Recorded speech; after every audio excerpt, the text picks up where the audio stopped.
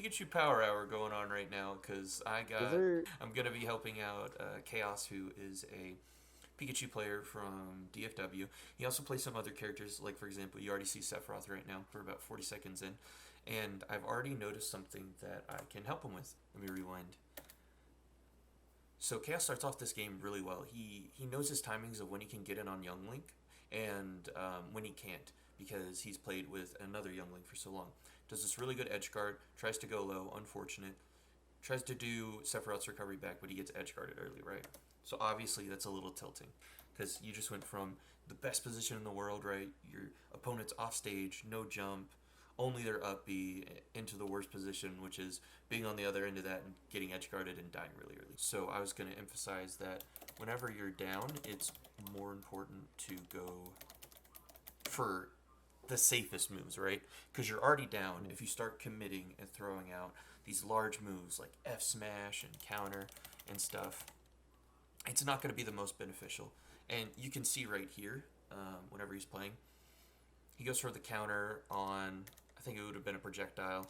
Like he was probably thinking a boomerang or a dash attack maybe. So it wouldn't have killed. It would have sent him off stage, sure, but I feel like the risk reward there is too great. Because you miss the counter, and what happens is he grabs you, right? He does an instant 30 damage. And then because you're down, you try and go for another hard read and try to go for the F smash. F smash, right? As you can see, because you threw out that bigger move, he just gets another combo, and now you're at 70. When all this because you went for a bad counter when you were at 0%, and he got 30 right into an advantage state. Ooh, you got lucky there. That was pretty nice. Yeah. I usually don't get tilted mid set. Okay, that's good because I was gonna offer some. I was just gonna say, sometimes in Smash, man, you just have bad games like that. Like, oh yeah, you SD'd, he got an early edge guard, and then you did the best with what you could on your last stock. You played really well that last stock. I liked the things you're doing. You're starting to figure it out and get the ball rolling. Yeah. Okay, let's go into game two. A big thing with my Pika recently is that my execution on like Nair loops specifically has been really off. I like to give you the step by step. That way, if you look at these before you're fixing to go into a set, it's easy. It's all there. You don't have to think at all. You're like, oh, what? Like if I just put whenever near loops and lightning loops are failing, focus on your other combos. Like that's pretty vague and open ended. Yeah. So I want to give you some good examples that do a lot of percent. Like bear, up air, up air, bear. That does like 30, 35, Yeah. something like that. Convert backer stuff into other things on the platforms, Oh, that's really good. which I don't Yeah, feel. like when you do Yeah. bear and then you do up air and then you do a landing nair onto the platform. Exactly. Yeah. Let's go ahead and see how you do. Like I said, town and city. I like the pick. Immediately runs in.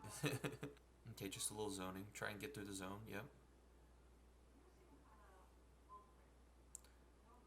All right. Good down smash. Still doesn't have a jump. Oh, unfortunate. It's okay. Yeah, I was fixed to say you got him. You got him. Yeah. I just play patient, just ran away. I didn't want to risk him punishing it. No, that's totally understandable, especially with how last game went. You're like, okay, I just got a lead. Let's keep it. I'm gonna get out of here. Exactly. Exactly. Yeah. Understandable. Oh, that was dude. Jared or Gemma never hits fair drag downs. That's new. Yeah. In my mind here, I wanted to get one single drag down and then turn it into a bridge. That makes sense. But also you got to keep in mind like your stage position and how the stage is oriented right now. So because of that Mm. town and city platform right there, if you went for a bridge, you would have already had to stop it short, right? So I would say, like I was gonna recommend, you can still like fish for the bridges. So I would have just done something a little less committal. Like I would have done down throw, and then instead of going for the nair, I would have gone for maybe a weak hit up air, right? Get this the sour spot, and then do a nair drag down. Because it's just Yeah. that little simple step, but it adds so much, right? Ooh, that was smooth. Let me point that out again, dude. That was a smooth RAR up air. Let's see it again. All right, he gets this, goes for the up tilt. Boom, he's already turned around and in the air. Okay, so right there, right? You're right here. Young Link does not have very good two frame options. So I would and you see he's already holding a bomb. So he definitely like he's not going to be able to get over here and do something in time. So I'd recommend doing an up air and then fast falling down to where you're level with the stage or underneath it and then quick attacking like that. because it would be easier for Young Link to come over here and threaten this area with an aerial than it would be for him to go for a committal two-frame punish, because he doesn't have any good ones. So he'd have to go for something like he'd have to run off stage and jump nair, or he'd have to throw out a down air or an up air, or run down underneath an up B. He'd have to do a plethora of things. That was very smart. That was a really good fake out. And I like your dash attacks whenever you're doing them, because you're doing them whenever you know they're going to be holding into you, which is the best time to dash attack, because it just kills so much earlier. Okay, but you see right there, like, he doesn't really have good options, and he knows that, so he just tried to do a runoff nair to try and catch you. He threw some bombs, but it takes so long because you have to pull it and then throw it. Yep, you know he's gonna... Oh, no, it shield pokes. Yeah. Unfortunate. Is this 3 out of 5? Yeah, it's a winner semis. Oh, dude, congratulations. Nice job. Thank you. Yeah, I did beat Campus last time we played. I beat her Mega Man. This time she played like 3 different characters in the entire set. So Let me guess, Mario and Peach, probably? Mario, Peach, and Mega Man. Yeah. Yeah, okay. Good lightning loops here. I missed my turn on grab. He would have been bridged. Oh, see, yep, you tried to go for it then. At least you're willing to go for it. Because, I mean, you're bolder than I am. I don't go for it. I go for the guaranteed damage. Yeah.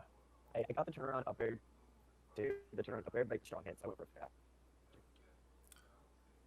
I like how you're quick with the decision making. Sometimes people get analysis paralysis and they'll freeze, but you're like, oh, strong hit up air. Okay, fair. You're just ready to switch on a dime. Yeah. That's good. Okay. Okay, so I think I'm seeing what you're struggling with on the lightning loops, right? Yeah, I think I'm doing the nairs too fast. I think I'm inputting nair too fast. I don't think it's the input. I think it's the drag down part of it, right? Okay, so let's say this is you. You're Pikachu, right? Let's say this is your opponent, because they're a square and they're lame, right? Nair has 4 hits, right? So it is 1, 2, 3, 4. Okay, so first of all, let's say your opponent has no DI, right? You know, it's pretty open. You can fast fall between 2 and 3. You're not going to be able to get it between 1 and 2. That's not going to be possible, right? So your 2 options are between 2 and 3, and then 3 and 4. Now let's say your opponent is DIing down, right? So down DI. Right, they're trying to hurry up and get out of the combo or get to the ground as fast as possible if they're a fast faller like Fox. So it would be better to wait and hold off and do it in between 3 and 4. So let's say somebody's doing up DI. So whenever they do up, right, they're going to be up here. And let's say you go for the nair, right? You get 1, and then you get the second hit. And then you do the fast fall right here. And you're stuck over here doing the 3rd and 4th hit. So you're fast falling. The 3rd and 4th hit doesn't hit them. And they're still all the way up here in the air. And your fastest option in the air is going to be your jump, right? So you're stuck down here on the ground. You're stuck in landing lag. You can't do anything. And they're already able to jump, and they're able to jump away from you. And then you definitely can't get any more hits of the nair or lightning loops. You have to go and chase after them. It's not. You don't get anything confirmed.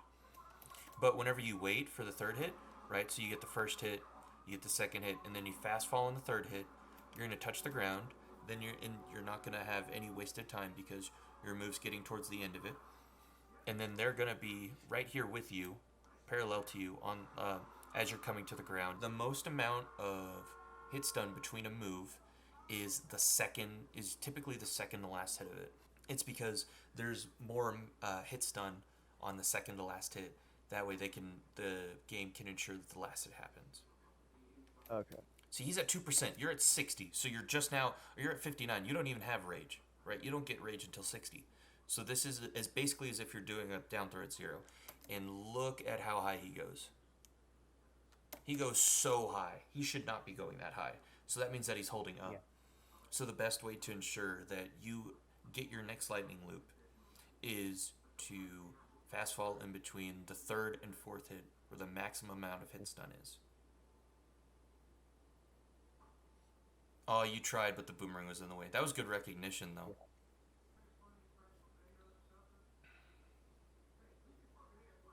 Okay, so another thing, The big circle, we'll say that's Young Link, right? And this pancake, I think you can figure out who that is, right? Oh, I'm Pikachu. My moves are fast. They're good. Low in lag.